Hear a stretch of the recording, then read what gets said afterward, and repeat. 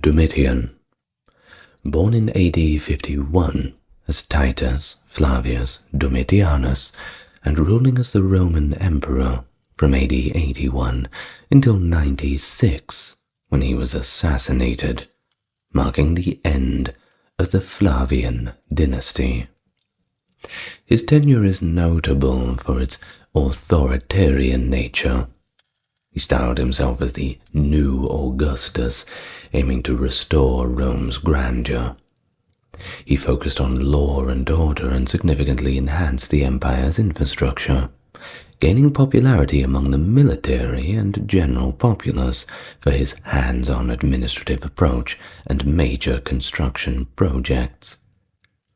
But despite his unpopularity with the Senate due to his autocratic methods and perceived paranoia, he did manage to strengthen the economy through monetary revaluation and improved provincial governance.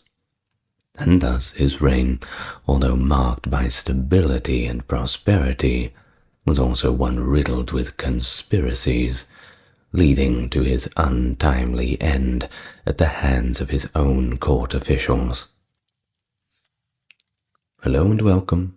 Here we are again, back to Roman times, doing a few Roman emperors lately. There's a few that I hadn't covered, so it's good to go back and do that. Now, as always, tell me what you think in the comments, or just like the video. It does wonders for the algorithm. And just enjoy. We can begin. Get yourself nice and comfortable for the life of Domitian. So the story starts October 24th, 51 AD, and we find ourselves smack bang in the middle of Rome, where Domitian was born as the youngest son of his father Titus Flavius Vespasianus, who was later known as Emperor Vespasian, and his mother Flavilia Domitilla Major. Now, he had an older sister too, who was named Domitilla the Younger, and he had a brother by the name Titus Flavius Vespasianus. The Flavian family, or as it's more commonly known in the Latin tongue, the gens Flavia, rose from what is pretty much relative obscurity to prominence over the course of 4 generations. You see, they accumulated their wealth and their status during the reign of the Julio-Claudian dynasty. So we go back to Domitian's great-grandfather, Titus Flavius Petro, and he served as a centurion for Pompey during the Roman civil wars. But he ended his career in disgrace after he deserted at the Battle of Pharsalus in 48 BC. Well, that's not the way to quit your job at all. It's hard for people to forget that one. But it wasn't all over. You see, Petro's fortunes improved through his marriage to Tertulla, who was a woman of considerable wealth, which of course allowed their son, Titus Flavius Sabinus, Domitian's grandfather, to gain further wealth and rise in status. So, Sabinus took roles as a tax collector in Asia and a banker in Helvetia, which, well, that's modern-day Switzerland, if we're going to look at it in modern terms, just to give you an idea of where we're talking. Of course, one of the provinces of the Roman world at the time. Now, all this helped, of course, to elevate the family to equestrian status. So no longer just simple commoners. Now they have some money and a little bit of power that goes along with it, always walking hand in hand. Now onto Sabinus's marriage to Vespasia Pola, who was from the noble gens Vespasia, i.e. Vespasian the emperor. Well, that cemented the family's advancement even more, leading both of their sons, Titus Flavius Sabinus and Vespasian, to achieve senatorial rank. Now you see, Vespasian's own career advanced through various political offices, including quaestor, aedile, praetor, and finally, in 51 AD, he was made consul. Of course, that was the same year that Domitian was born. So on to his military career that gained significant recognition after his participation in the Roman conquest of Britain in 43 AD. Now, the ancient accounts suggest that the Flavian family faced poverty during Domitian's early years, with Vespasian reportedly falling out of favor with emperors Caligula and Nero. That being said, it doesn't take much to fall out of favor with that lot, doesn't it? However, in terms of what modern historians think about it, well, it's been largely discredited, noting that they likely originated from Flavian propaganda, which sought to emphasize the accomplishments of Claudius, who reigned from 41 to 54, and his son Britannicus, while downplaying the legacy of the Julio-Claudian emperors. So there's that to think about. But in reality, the Flavians, well, they seem to enjoy imperial favor during the 40s and up to the 60s AD. While Domitian's older brother, Titus, was educated alongside Britannicus at the imperial court, Vespasian continued to build his career. Well, after a brief period of retirement, Vespasian re-emerged as a political and military figure under Nero, serving as proconsul of Africa in 63 AD and later accompanying the emperor on an official tour of Greece in 66.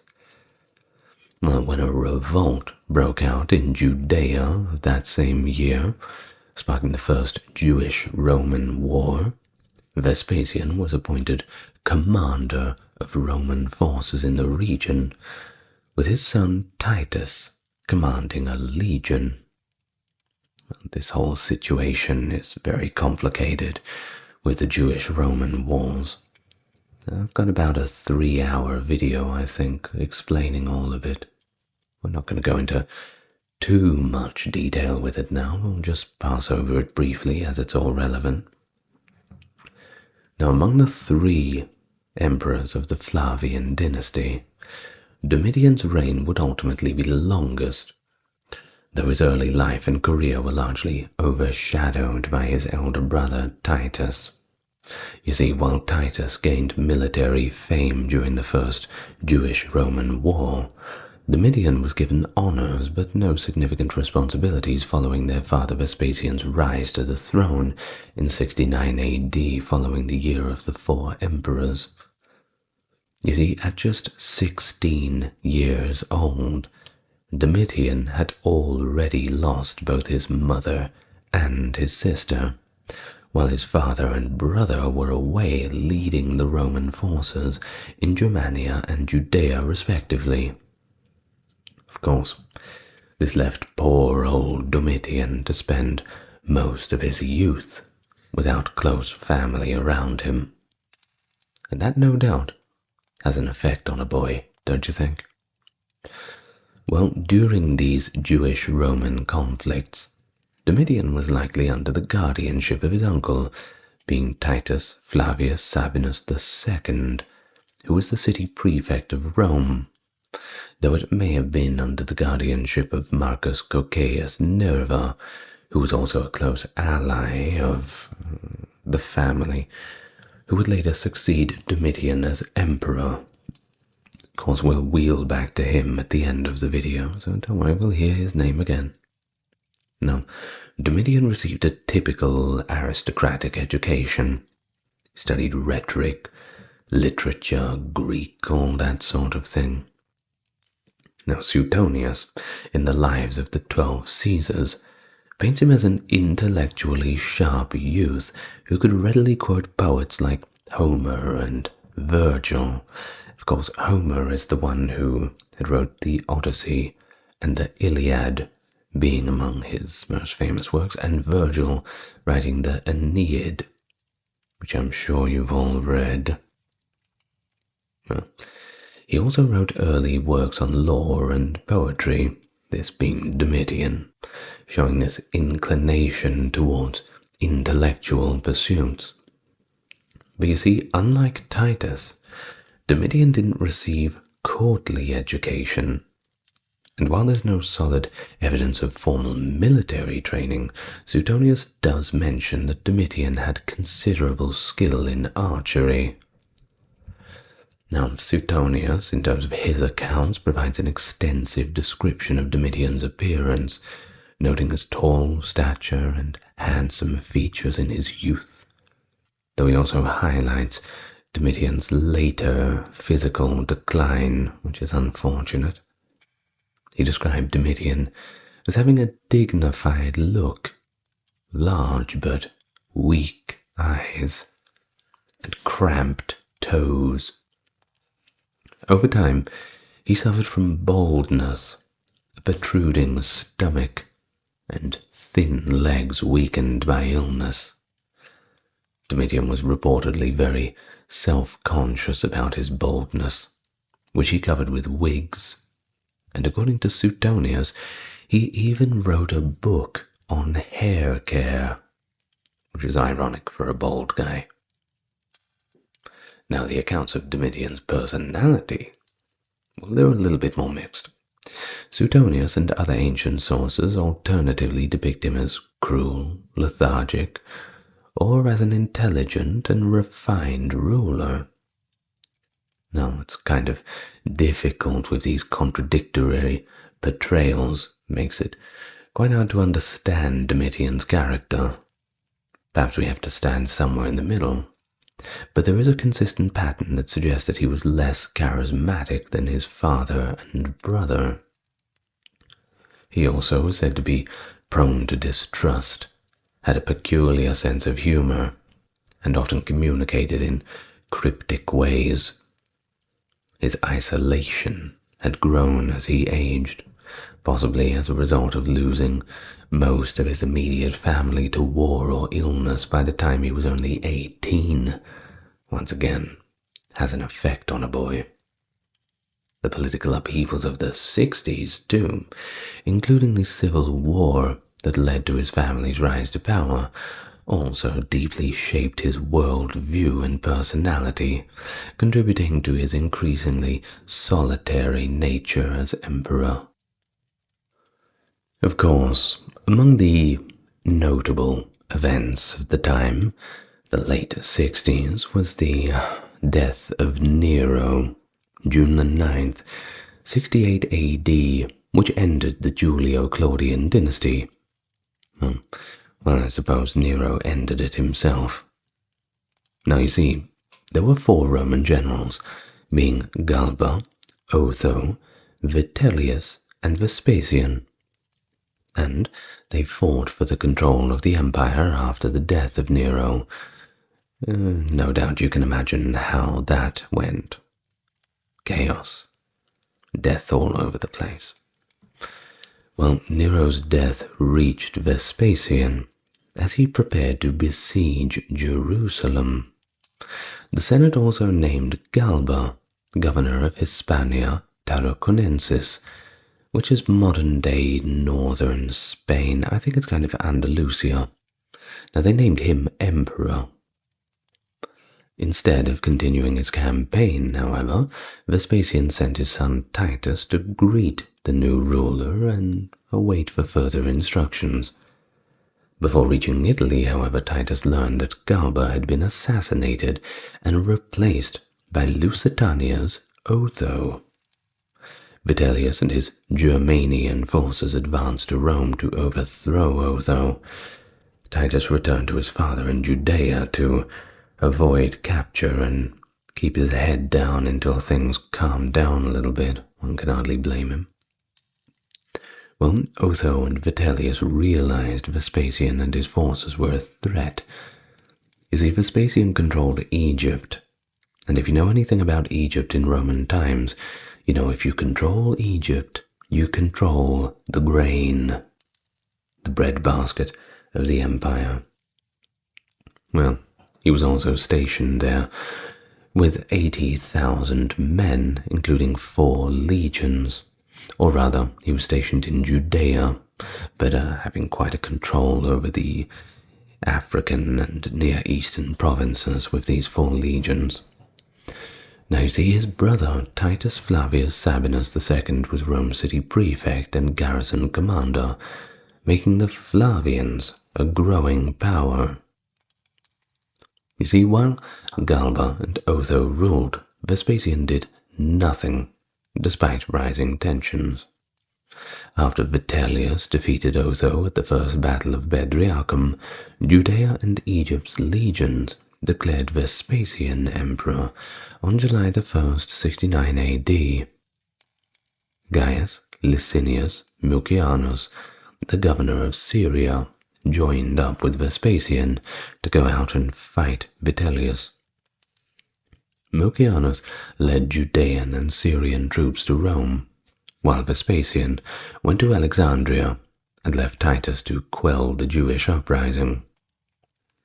Vitellius house arrested Domitian in Rome to prevent a Flavian uprising, but he lost support as more troops across the empire supported Vespasian. You see, Vitellius's army was finally defeated at the Second Battle of Bedriacum by Vespasian's forces under Marcus Antonius Primus on October 24, 69 AD. Thus, Vitellius negotiated a peaceful surrender, albeit out of complete desperation.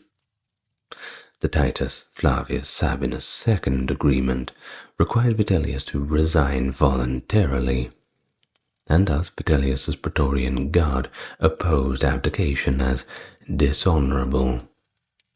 Vitellius returned to the Imperial Palace at the last minute on December 18th after trying to surrender the imperial insignia at the Temple of Concord. Roman officials declared Vespasian emperor at the home of Sabinus. Vitellian troops soon attacked Sabinus's forces, which forced him to retreat back to the Capitoline Hill. And throughout the night, he was accompanied by his relatives, including Domitian. The forces of Mucianus approached Rome. However, the beleaguered Flavian faction could not endure for more than a day. On December 19th, Vitellian's forces stormed the capital, resulting in the capture and execution of Sabinus after a skirmish. Domitian evaded capture by masquerading as a devotee of Isis and secured refuge for the night with Cornelius Primus, who was a supporter of his father. But by the afternoon of the 20th of December, Vitellius was dead, his forces having been vanquished by the Flavian legions. And so Domitian, having no further fears, approached the invading armies. He was widely acclaimed with the title of Caesar, and the assembled men escorted him to his father's residence. On the 21st of December, the Senate then declared Vespasian emperor of the Roman Empire. Now, despite the formal conclusion of the war, a pervasive condition of chaos and lawlessness ensued in the initial days following Vitellius's demise. Order was effectively re-established by Mucianus in early 70 AD, but Vespasian did not arrive in Rome until September of that year. During this period, Domitian served as the representative of the Flavian dynasty in the Roman Senate. He was conferred the title of Caesar and designated praetor with consular authority. Now, Tacitus characterizes Domitian's inaugural Senate speech as succinct and deliberate, while also highlighting his skill in circumventing uncomfortable inquiries. Domitian's authority was mostly superficial at this time, presaging his function for at least another decade. Mucianus effectively wielded power during Vespasian's absence, meticulously ensuring that the 18-year-old Domitian would not exceed the limits of his role. Stringent oversight was enforced over the young Caesar's retinue, expelling Flavian generals like Arrius Varus and Antonius Primus, and substituting them with more dependable ones, such as Arrecinus Clemens. Mucianus equally constrained Domitian's military aspirations. So you see, this civil war of 69 AD significantly destabilized the provinces as well, and that resulted in other local insurrections, including the much larger Batavian revolt in Gaul. Well, despite the swift suppression of the insurrection, inflated accounts of catastrophe compelled Mucianus to leave the capital with his own forces. Domitian ardently pursued the chance to achieve military distinction and allied himself with fellow officers with the aim of leading his own legion. Tacitus indicates that Mucianus was reluctant about this prospect, yet he deemed Domitian a burden in any role assigned to him, thus opting to keep him nearby rather than in Rome. Upon receiving news of Cerealis' triumph over Civilis, Mucianus discreetly advised Domitian against further military pursuits. Domitian subsequently corresponded with Cerealis, proposing that he relinquish leadership of his army. Nevertheless, he was once more rebuffed. Upon the return of Vespasian in late September, his political function became nearly redundant, prompting Domitian to retreat from governance and dedicate himself to the arts and literature, which I'm sure is a lot more palatable than politics. Well, while Domitian's political and military career was a failure, his personal life was certainly not. When Vespasian tried to arrange a dynastic marriage between his youngest son and Julia Flavia, Titus's daughter, in 70 AD, but Domitian was determined to marry Domitia Longina, even persuading her husband, that's right, her husband, Lucius Aelius Lamia Plautius Aelianus, to divorce her. Imagine someone coming to you and saying, I would like to marry your wife. I mean, she's your wife. No, times have changed, I suppose. Well, despite all this of the early follies, the relationship actually elevated both dynasties. A revered general and statesman in Armenia, Gnaeus Domitius Corbulo, had a younger daughter named Domitia Longia. After the failed Pisonian conspiracy against Nero in 65, he took his own life. She was the granddaughter of Augustus's granddaughter, Junia Lepida. Now, that recent marriage revived senatorial dissenters and advanced Flavian propaganda to undermine Vespasian's political achievements under Nero, while Nero's victims were vindicated. The sole son of Domitia and Domitian was born in the year 80 AD, but unfortunately he did not make it past the age of 3 years old. Now, when Domitian became emperor, he gave Domitia the honorary title of Augusta and deified their son, who appears on the reverse side of coins from this era. Now, the 83 marriage appears to have had some major issues. You see, Domitian exiled Domitia for unknown reasons, but he later reinstated her either out of love or response to rumors about his relationship with his niece, Julia Flavia. It is believed that these actions were motivated by her inability to bear children. Thus, Domitia returned to the palace at 84 and lived there throughout Domitian's reign without any real notable incident.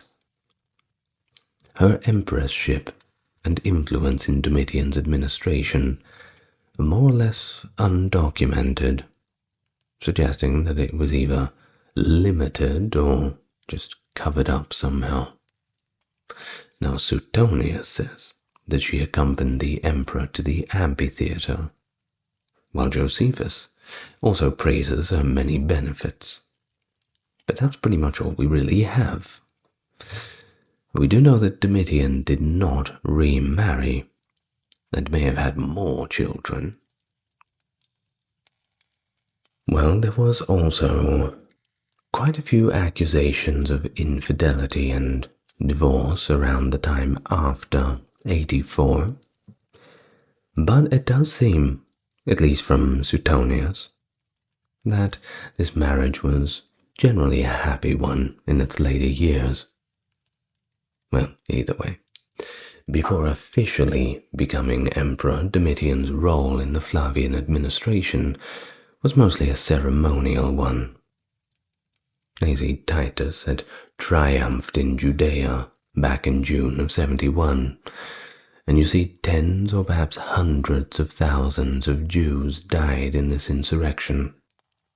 The Romans then destroyed Jerusalem and its temple, took most of its valued possessions, and imprisoned and enslaved about 100,000 people. Not unique. That's generally what happens to anyone that the Romans conquer. Now the Senate awarded Titus a Roman triumph for his victory, and on the celebration day the Flavian family entered the capital with a lavish parade of war prizes. A big old party. Vespasian and Titus led the family parade, with Domitian on a little white horse and other Flavian relatives following behind. Now, what about the leaders of the Jewish resistance? Well, they were executed right there in the Forum Romanum, followed by a parade concluding with a ritual of offerings at the Temple of Jupiter.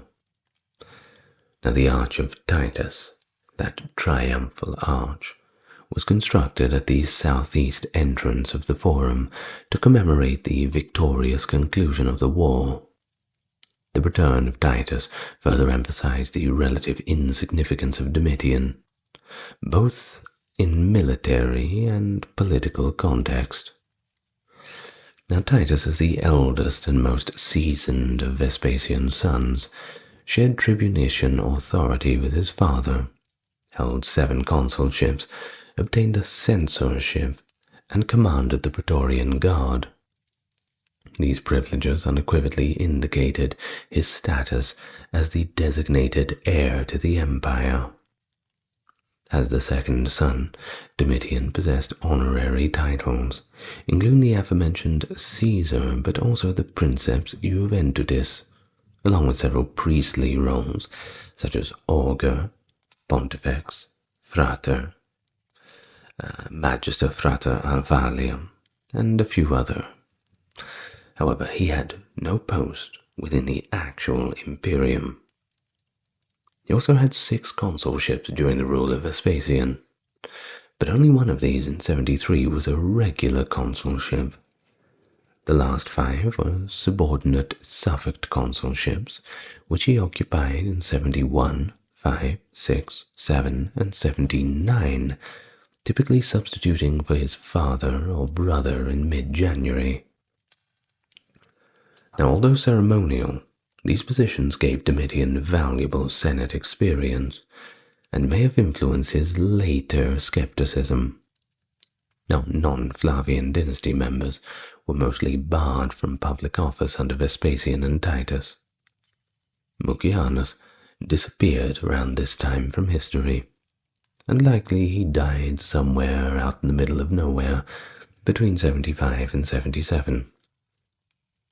The Flavian faction, in reality, had real power, while the Senate was only there pretending to be democratic. Titus's effective co-emperorship with his father ensured Flavian policies continued even after the death of Vespasian on the 24th of June 79. Titus promised Domitian full governance partnership, but he was not granted tribunician authority or imperium during his brief rule. And of course, as we head into the year 79, we talk about the two major disasters. Can you guess what they are? Well, in October or perhaps November 79 AD, it was the eruption of Mount Vesuvius, which buried Pompeii and Herculaneum in meters upon meters of lava and ash. The same year, a 3-day fire in Rome destroyed several important public buildings. Titus spent much of his reign organizing relief efforts and restoring damaged property. He died of fever in Sabine territory on September the 13th, 81, after 2 years in government. That's right, a short reign. Now you see, ancient writers have actually accused Domitian of murdering his brother, or simply abandoning the sick and ailing Titus. And some even claim that he conspired against him. Now the bias of the sources certainly makes it difficult to verify these comments. Now you see, Domitian had barely seen Titus since the age of 7. So really they didn't have much of that familial or brotherly attachment. Perhaps he was just another person standing in his way. Well, either way, despite the relationship or lack of, Domitian showed very little compassion as his brother died. Instead, going straight to the Praetorian camp and saying, "Hello, I'm here, he's dead. Can I be proclaimed the emperor now?" No wonder people thought that the brother had something to do with his death. I mean, he could have at least put on a few crocodile tears just to put people's suspicions away. Yeah. Well, either way, Domitian received tribunician power. Pontifex Maximus, Augustus, that title meaning venerable, and Pater Patriae, the title meaning father of the country, from the Senate on September the 14th. He quickly abandoned his father and brother's republican facade as emperor. Domitian made the Senate obsolete by moving government to the imperial court. You see, Pliny the Younger says Domitian saw the Roman Empire as a divine monarchy, and he was its benign despot. Domitian, who held absolute power now, saw the emperor as a cultural and moral authority over all aspects of daily life, the top dog, the head honcho even. Now, to start this new age, he launched ambitious economic, military, and cultural projects to restore the empire to that former glory of Augustus.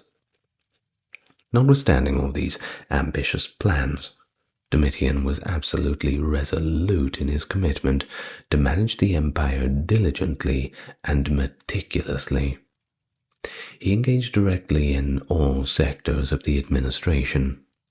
Decrees were promulgated regulating the minutiae of daily existence and legislation, while taxation and public ethics were also stringently upheld in all regard. Once again, Suetonius, that fantastic source who's among my favorite, he asserts that the imperial bureaucracy functioned most efficiently under Domitian, whose stringent standards and frankly distrustful disposition ensured historically low levels of corruption among province governors and elected officials. Now remember, it's much easier to be corrupt if you're a provincial governor. It's a little bit more difficult if you're in Rome. There's too many eyes on you. Too many people are watching. But if you're out somewhere in Gaul or something like that, people aren't really going to notice if you slip a few coins into your pocket every now and then. I'm not speaking from experience. I'm just commenting. Well, despite the lack of pretense about the Senate's importance under his autocratic regime, he expelled many senators that he personally considered to be unworthy. And in appointing public officials, he seldom favored relatives, a practice that, of course, strongly contrasted with the nepotism exhibited by Vespasian and Titus. No, Domitian was more about a meritocracy. Now that's a new idea. Of course, Domitian valued loyalty and adaptability in strategic appointments, which he saw more often in the equestrian order than in his senate or the family, whom he actually distrusted and quickly fired if they opposed imperial policy. Now, more than any emperor since Tiberius, Domitian's prolonged absences from the city emphasized his authoritarianism. You see, under Domitian, power moved from Rome to the emperor, despite the Senate's declining power since the fall of the Republic. The imperial court lived at Alba, Circe, and sometimes elsewhere before the Flavian Palace on the Palatine Hill was built. Domitian also traveled through Europe, spending at least 3 years in Germania and Illyricum, fighting for the borders of the empire. He built many luxurious homes for himself too, because why not? Including the Villa of Domitian in the Alban Hills, which is about 20 kilometers away from Rome. I think that's about 12 miles, maybe something like that. He built Rome's Palatine Hill Palace of Domitian as well. He also had 7 more villas, all the way from Tusculum to Terracina. Well, unfortunately, the only site that we have left is Sabaudia. Now, 79 AD, there was a rather terrible fire, and it destroyed many of the buildings on the field of Mars.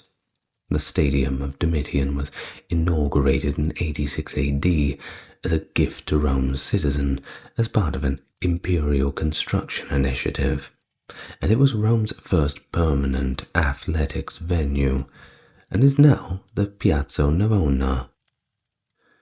Of course, it's not all fun and games. The invasion of Britain was also persisting under the leadership of Gnaeus Julius Agricola, who extended the Roman Empire to Caledonia. That's present-day Scotland, by the way. Now, in 82, Domitian established a new legion, Legio I Minervia, to combat the Chatti. He's recognized for the easternmost trace of Roman military activity, the rock inscription near Boyukdash mountain in contemporary Azerbaijan, which you can still find. Now, the inscriptions of Caesar, Augustus, and Germanicus indicate that the associated march occurred somewhere between 84 and 96 AD, certainly a long way from home. Now, of course, you've got to look after the army, and Domitian managed the Roman military with the same care he did for all other government sectors. His contemporaries questioned his military strategic skills, however, but these were mostly propaganda despite the many victories. Well, Tacitus called that victory over the Chatti as a mock triumph, and criticized his retreat to Britain after Agricola's victories. Domitian dedicated 3 years of his reign to military campaigns, which was more than any emperor since Augustus, and increased the soldiers' pay by 1/3, indicating his popularity among them. Of course, nothing gets you popular than giving people money. Or despite military leadership criticisms of his tactical and strategic choices, the ordinary soldiers remained very loyal to him. Now, immediately after he became emperor, he didn't waste any time seeking that military fame. He visited Gaul in 82, or perhaps early 83, to do a census, and that was when he suddenly ordered that attack on the Chatti. Legio Minervia, that new legion, built 46 miles worth of road across Chatti territory to reveal the enemy's hideouts and facilitate infrastructure. Although little is known about the engagements, Domitian returned to Rome in 83 to celebrate an extravagant victory, and also take the title of Germanicus. Of course, that was the victory named as this sham triumph. Tacitus was not kind. Well, the fact that the Chatti were crucial to Saturninus's insurrection in 89 actually supports these claims. Because if you were really victorious over the Chatti, well, why are the Chatti here again? Didn't you tell us that you wiped them all out? Didn't you tell us that you subdued them? It's only been a few years, and here they are. Really makes you think. Well, in the biography of his father-in-law, Gnaeus Julius Agricola, Tacitus wrote one of the most detailed accounts of Flavian military operations, focusing on the conquest of northern Britain from 77 to 84. In 77 AD, Agricola became governor of Roman Britain and began military operations in Scotland, then known as Caledonia. And he certainly got quite busy. He crossed a waterway in 82 and defeated populations that were till that time unknown to the Romans. They certainly got well acquainted quite quickly. He strengthened the coastline near Ireland, and according to Tacitus, his father-in-law often said 1 legion and a few auxiliary could conquer the island. He protected an exiled Irish monarch that he hoped would justify a conquest. But as we all know, the conquest did not occur. Some historians believe that the passage was an exploratory or punitive trip to Ireland, however. Well, either way, after leaving, Agricola led a fleet past the Forth into Caledonia the following year. A large legionary stronghold was built at Incutil to aid the advance. At the Battle of Mons Graupius in summer 84, Agricola faced Calicargus's Caledonian forces. His attempts to rule Britain were thwarted when 2/3 of the Caledonian forces hid in the Scottish marshes and highlands, despite the Romans' heavy casualties. Domitian then summoned him back to Rome in 85, after nearly 6 years as governor, exceeding the Flavian consular legate term. Now, Tacitus claims Domitian ordered Agricola's recall because his victories in Germania outshone his. Man, Tacitus really does not like Domitian, doesn't he? Well, despite his expertise and reputation, Agricola never held a civic or military position again after receiving triumphal honors and a statue from the emperor. He was offered the governorship of Africa, however, but he declined. As Tacitus claims, this was either due to illness or Domitian's influence. Either way, after Agricola's return from Britain, the Roman Empire fought Dacia in the east. Domitian ordered a major strategic withdrawal from the British province in 88 AD to reinforce the war in the east. The Roman frontier moved 120 kilometers or 75 miles south when Hill was demolished by the Caledonians and the forts and watchtowers were removed. The military may have disapproved of Domitian's withdrawal, but he saw these regions, so far away up there in Caledonia, as more of a financial burden. It really wasn't worth the candle to try and hold them, and it was just too difficult. Now, on to the Suebi, Sarmatians, and Dacians. Well, those were groups around northern Illyricum, and they began to besiege Roman cities along the Danube, posing the biggest threat to the Roman Empire in Domitian's reign. Sarmatians and Dacians were of course the biggest of these threats. The Dacians under King Decebalus crossed the Danube into Moesia in around 85 AD, and they destroyed the city. Then they killed the governor, Oppius Sabinus. Domitian initiated a counter-offensive by personally visiting the region with a large contingent led by his praetorian prefect, Cornelius Fuscus. Domitian returned to Rome to celebrate his second victory, after Fuscus drove the Dacians across the border in mid-85. Chalk that one up to the Romans winning. Now, Fuscus wasn't done yet, and he actually began a campaign in Dacia in 86, but it was quite disastrous. Fuscus was killed, and the Praetorian Guard lost their battle standard. A big insult. They've taken the eagle.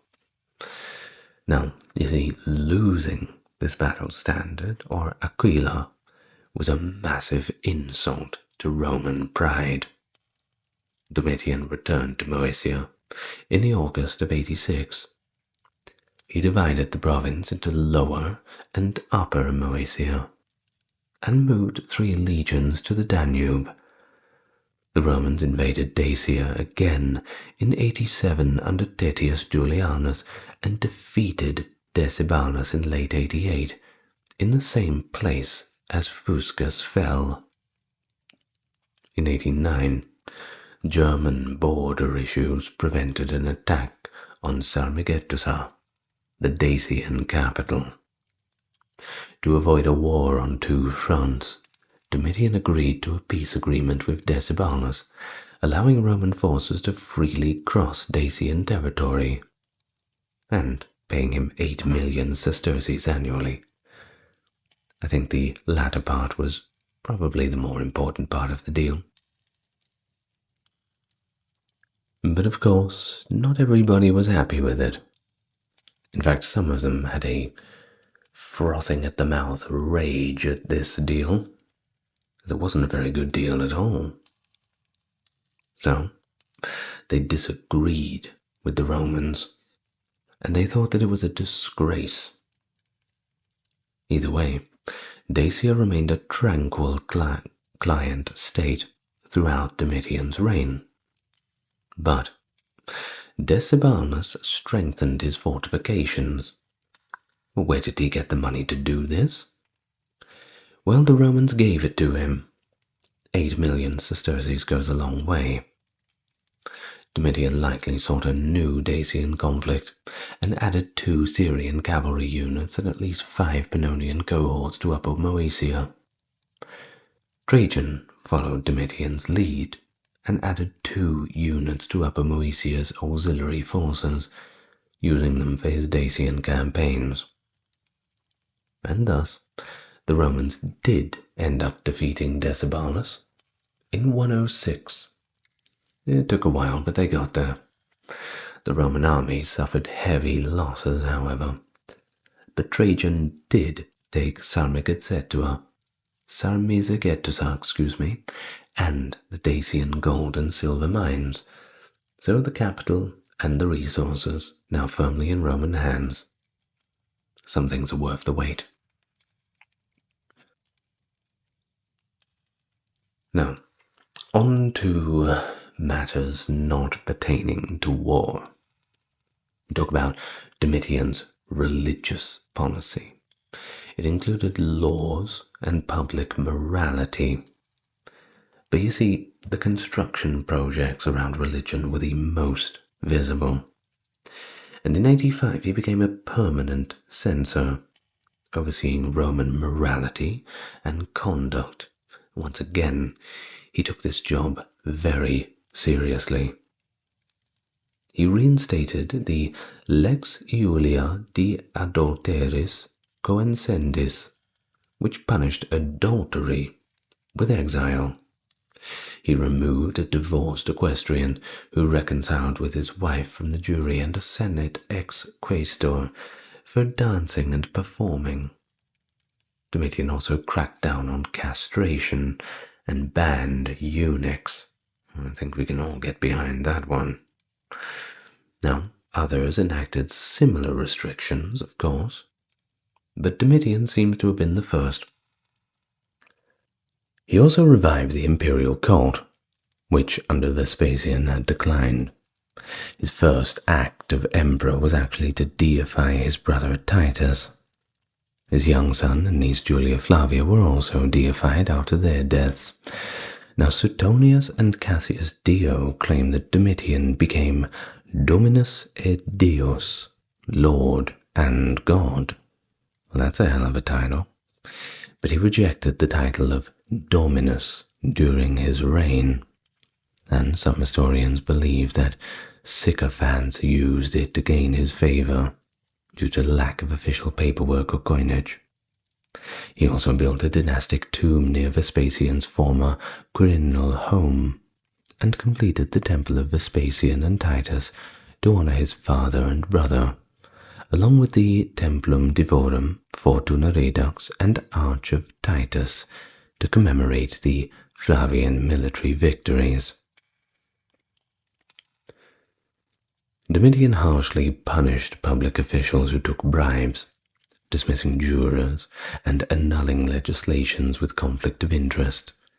He ensured exile or death for defamatory works, especially those that were defamatory against him. Funny how that works, doesn't it? Similar skepticism surrounded actors, too. Those dramas, those comedies and tragedies, well, you were not allowed to make fun of him. Just don't do it. Thus, he also banned mimes from public performances, because he wasn't keen on them either. And philosophers, well, that kind of ground it to a halt. Now, back in Rome, Epictetus taught philosophy, and said that philosophers could gaze unwaveringly at tyrants. Well, he didn't last too long in Rome. He actually moved to Nicopolis, Greece, after Domitian's 94 AD edict expelled all philosophers from Rome. Well, he lived modestly, worked securely, and died of old age there, so it's not too bad. Do read Epictetus, by the way. He's one of my favorites. Now, there was also another incident in 87 where the Vestal virgins were found to have broken their perpetual public celibacy vows. The Vestals were the community's daughters, making this violation incestuous. Those convicted of such offences were sentenced to death, either by their own method or according to the old custom of putting them into a little room and bricking them in. That's right, not a good way to go. Slowly starving or dying of thirst in that dark little dank hole. Not good. Now, foreign relations were allowed, as long as they didn't disrupt a public order or integrated with Roman religion. You see, before Commodus, Egyptian deity worship flourished during the Flavian dynasty.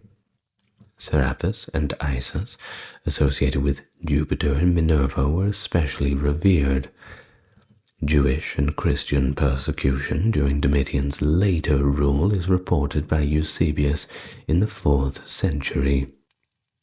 Some believe the Book of Revelation and the first epistle of Clement were written around this time, with the latter referring to sudden and repeated misfortunes, which is possibly a reference to the Domitian persecutions. And despite a heavy taxation on Jews, no contemporary writers describe religious trials or deaths other than Roman ones. Now you see, in general, most emperors did their best to pretend to be democratic, and the Senate implicitly recognized their monarchy. Now some monarchs handled this arrangement poorly. You see, Domitian frequently appeared in the Senate as a victorious conqueror to show his contempt. Starting his reign, he emphasized his autocracy. He strongly disliked aristocracy and stripped the Senate of its decision-making power to limit its influence to administrative functions, relying on a select group of friends and equestrians to hold key government positions. And the antipathy was mutual. After Domitian's assassination, the Roman senators rushed to the Senate and passed a resolution to erase his memory.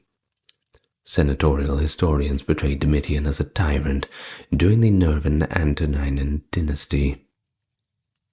This evidence suggests Domitian accommodated senatorial views.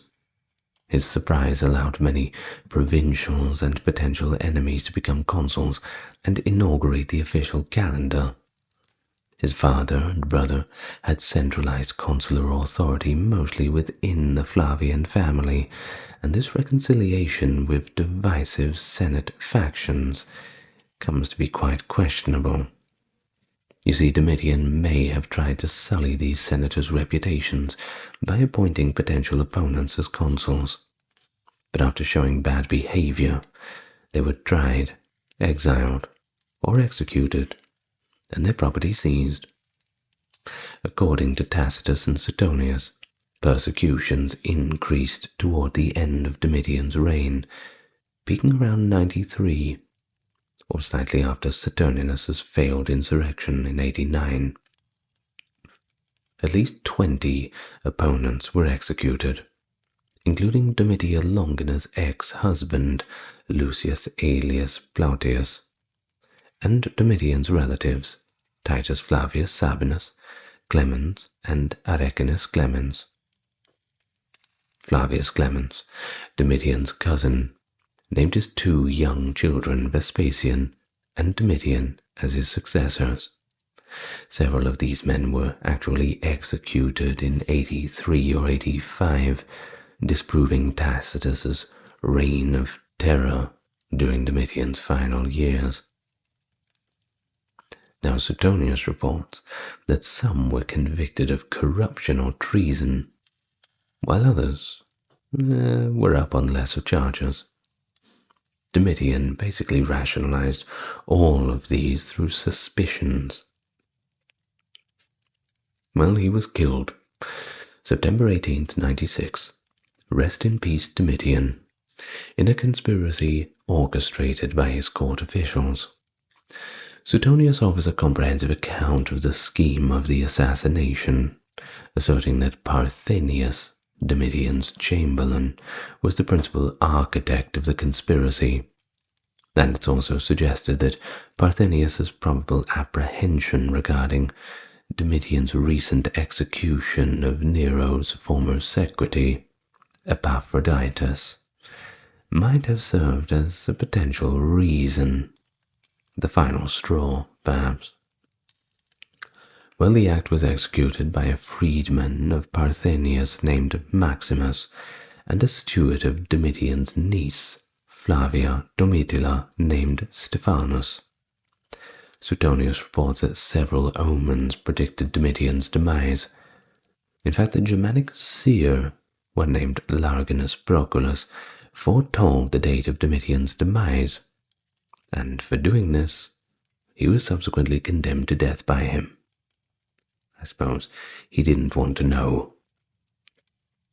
Well, in the days leading up to Domitian's assassination, he reportedly had a dream in which Minerva, the goddess who had long been his protector, appeared disarmed by Jupiter, foretelling that she could no longer defend him.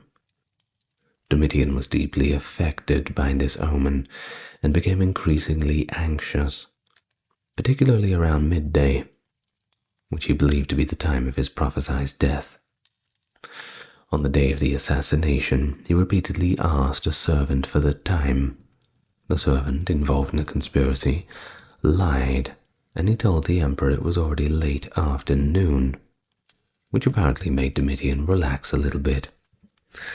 And we all know what happens when you relax.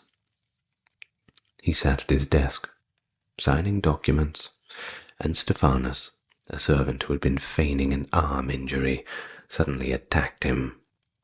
Concealing a knife beneath his bandaged arm, Stephanus handed Domitian a document, and when the emperor read it, he stabbed him in the groin. Jesus, dude, why would you do that? That's not good. Well, Domitian struggled, of course, to defend himself, but was overwhelmed as other conspirators, including Claudianus Maximus, who was that freedman of Parthenius, Satur, a head chamberlain, and an imperial gladiator, joined in on the attack. Domitian was stabbed 7 more times before succumbing to his wounds, and in the scuffle, Stephanus was also fatally wounded. Domitian's body was hastily cremated by his attendant Phyllis, who later mixed his ashes with those of his niece Julia at the Flavian temple. As foretold, his death occurred at noon. Funny how that works. Well, Cassius Dio later suggested that the assassination was spontaneous, but Suetonius implied that it was a well-planned conspiracy, pointing out that Stephanus had faked his injury, and that Domitian's hidden sword had been removed from under his pillow.